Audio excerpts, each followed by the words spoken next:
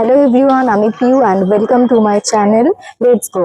আমি আগের দিন তোমাদের বলেছিলাম আমি বিষ্ণুপুর আছি, আর বিষ্ণুপুরে আমার এটা 3 নম্বর দিন। আর বিষ্ণুপুর মানে আমরা সকলেই কম বেশি জানি, বালুচরী শাড়ি, টেরাকোটা শিল্প, তারপর এখানে সঙ্গীত, এখানে জঙ্গল, সব কিছু বিখ্যাত। কিন্তু তার মধ্যেও এটা হলো একটা ঐতিহাসিক জায়গা।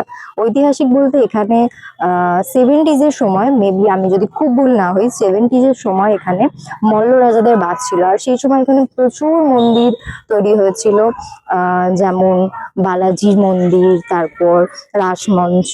তো এইসব জায়গাগুলো, এইসব ঐতিহাসিক জায়গাগুলো আজকে আমি এক্সপ্লোর করব আর সঙ্গে তোমাদেরও দেখাবো। প্রথমেই যে জায়গাটায় আমি এসেছি সেটা হলো রাসমঞ্চ।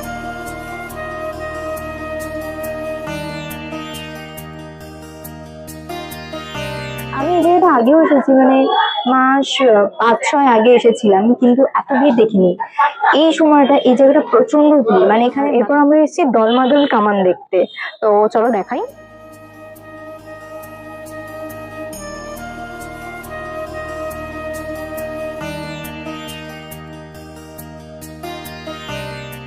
আর এই কামান দেখে বেরোনোর পর আমি খুব ইন্টারেস্টিং একটা জিনিস দেখতে পাই এই দোকানটাতে, যেটা হলো হিস্ট্রি অফ বিষ্ণুপুর। এই বইটার মধ্যে বিষ্ণুপুরের আদিকাল থেকে বর্তমান কাল পর্যন্ত যে ইতিহাস, সেই সব কিছু রয়েছে।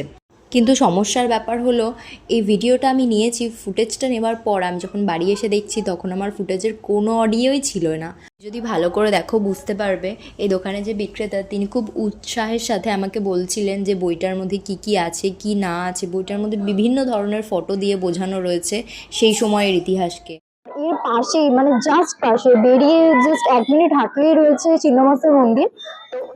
এই মন্দিরের যে ঠাকুরের মূর্তি রয়েছে, সেই মূর্তির দেহ থেকে মস্ত মানে মাথা আলাদা করা।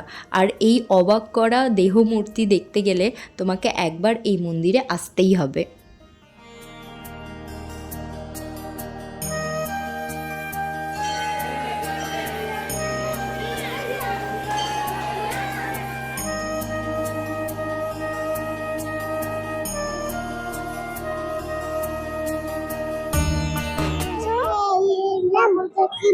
নাম আমার না, তোমার নাম কি বলো, তোমার নাম কি? আর এখন যে রাস্তাটা দিয়ে যাচ্ছি সেটা হলো পোড়ামাটির যে হাট হয়, সেই হাটে যাওয়ার রাস্তাটা। তো রাস্তাটা ভীষণ সুন্দর, দেখাচ্ছি তোমাদের।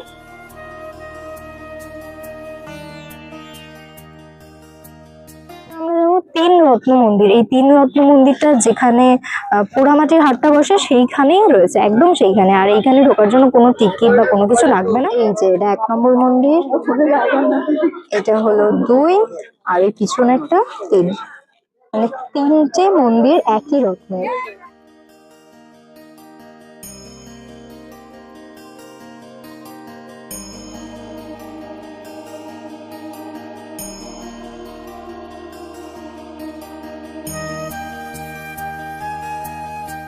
সব চিত্রকলার মধ্যে একটা চিত্রকলা ঠিক দেখতে পাবে তুমি, আমি দেখাচ্ছি, দাঁড়াও। এই যে এই চিত্রকলাগুলো তুমি ঠিক দেখতে পারবে সব জায়গায়। 3 রত্ন মন্দিরটা বেশ অনেকটা এলাকা নিয়ে তৈরি, যেহেতু এখানে পোড়ামাটির হাটটাও বসে। তো তোমাদের আর একটা ইনফরমেশন আমি দিয়ে দিই, এখানে না ওই পোড়ামাটির হাটটা শুধু শনিবারেই বসে। তো তোমরা অন্যান্য দিন অ্যাভয়েড করো, আর ট্যুরের মধ্যে শনিবারটা রেখো, যাতে শনিবারে তোমরা এই পোড়ামাটির হাটটা দেখতে পাও। এই পোড়ামাটির হাটে সব থেকে ভালো দিক হলো, মানে পোড়ামাটির হাটটাই এটার জন্য হয়, অন্যান্য জিনিস বা এখানে অন্যান্য দোকান থেকে তুমি যে দামি জিনিস পাবে, এই হাটের মধ্যে তুমি আরো কম দামে সে জিনিসগুলো পাবে। এগুলো একদিনে না, আমার যা মনে হয় একদিনে এই জায়গাটা ঘুরে ফেলা সম্ভব নয়, সময় লাগবে ঘুরতে। আমি তো এটা নিয়ে 3বার এলাম, আমার ভীষণ ভালো লেগেছে। আর ভিডিওটা এখানেই শেষ করছি, পাশে থাকবেন, বাই।